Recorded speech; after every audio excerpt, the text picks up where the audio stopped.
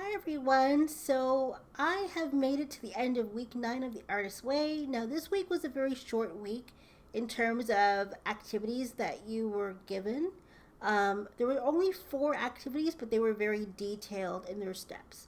Now, I'm going to tell you what I did, but the focus of this week was about self compassion, but also the way that compassion showed up for me was compassion for other people in addition to myself. So it was a little bit of both. So I will get into how this played out. So the first thing that I noticed about this week was that there were 4 tasks.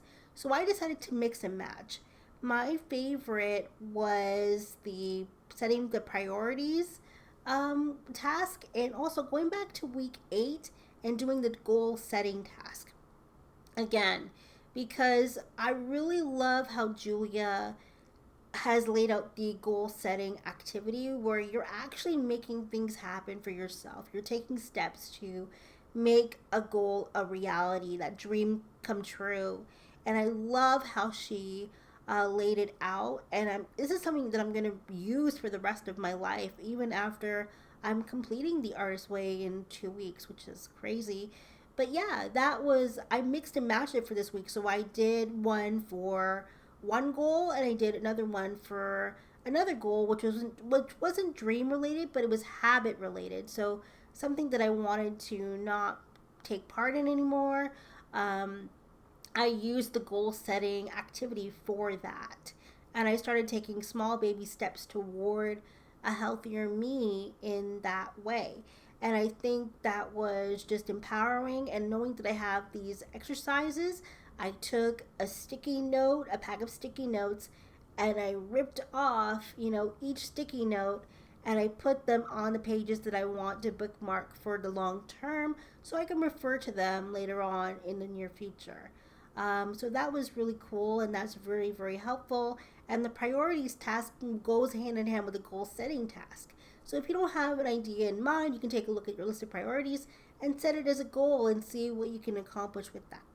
And I also realized about myself that this week was all about, self reflection, realizing that maybe at times I haven't been too fair with other people, expected a little bit too much, um, get tunnel vision when I'm very emotional about stuff, depending on what the situation is.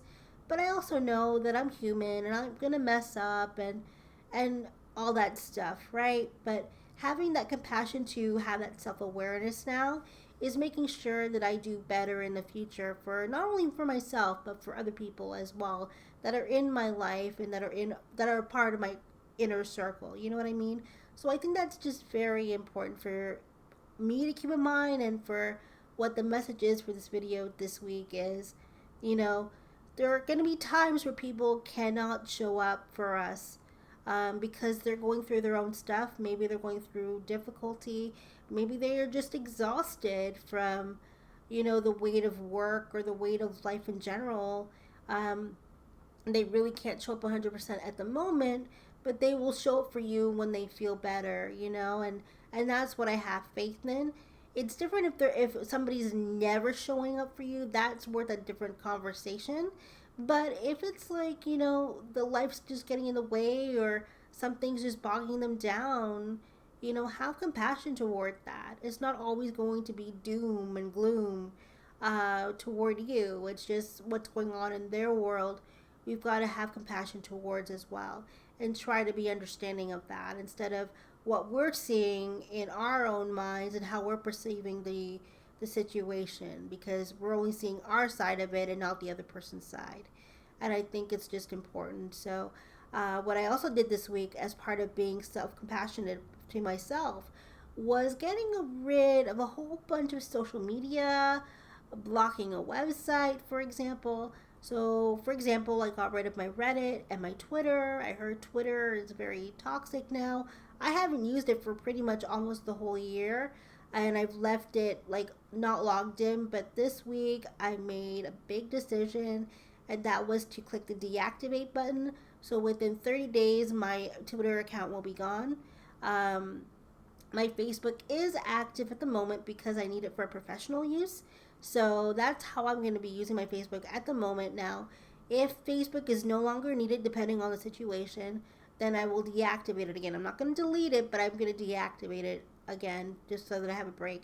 And I think my Reddit account has gone as well. So I'm limiting my social media footprint and what I engage in, and I'm not saying that I shouldn't be engaging with other people and their opinions, but sometimes we lose ourselves in that, and sometimes our opinions are formed based on what other people are saying, and they start to plant a seed in our subconscious or what have you, and we start thinking the same way that they're thinking, and that's not always healthy, right? We need to think for ourselves critically, what is best for ourselves, and social media can take that power away. So I want to make sure that I get back into myself, and what I feel is really what I feel, and not influenced by what somebody had told me, or what their perspective is, and if you know what I mean. I hope I'm explaining this correctly. But yeah, I've noticed that a lot of my opinions are kind of influenced by other people at times. Like it could be for a video game, something that I would really like, and then all of a sudden you're seeing all these, I guess, negative reviews on a game, and it kind of spoils your perspective on it, and you're kind of like, oh, I'm not going to really enjoy this, right? Um, just because one person doesn't enjoy something doesn't mean we have to not enjoy it either, right? So yeah, so there was that realization. So I just want to keep the social media to a minimum, and if people have different opinions, then hopefully it's engaged in a way where it's healthy and acceptable to have different opinions, and share them in a way where it's not toxic like what Twitter is doing. So yeah, it's all about finding my own voice and realizing, if I'm feeling a certain way, I'm going to question myself and say, is it me feeling this, or has this been influenced by somebody else's opinion? Uh, Especially if it's a toxic opinion, right? So I think it's important that I keep that in mind, and if I'm engaging in discussions, make sure that they are healthy and that they are positive, and even if there's discourse, there's still positivity in that, and respect, right? You're not going to be branded as a mean person because you have a differing opinion about a video game, right? That's just one example. I hope I'm explaining it too well. I'm not sure that I am today, but that's okay. We're not going for perfection in this video. But it's just important for me to have my voice back, because I think over the years it's been drowned out by social media, and my own opinions have been formed by what other people were saying and jumping on the bandwagon too soon, right? So having a lack of social media is giving me a sense of space to get back into myself, get back into my soul, and really form my opinion of what I feel toward a situation for myself. So that was the week, and I can't believe I'm almost done. And it's not perfect. There were times where I didn't want to do the morning pages, but I did take on Sunday a workshop about journaling. I nearly forgot about it, but then I'm like, oh, I remembered. So I had to go in there, do the workshop, and it really refreshed me on how I can approach my journaling practice. It doesn't always have to be in the morning. It doesn't always have to be every day, even though it's recommended. Baby steps like what Julia Cameron is,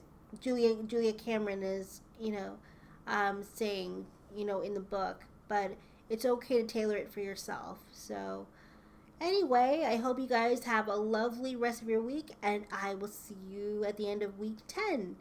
Take care, guys. Bye bye.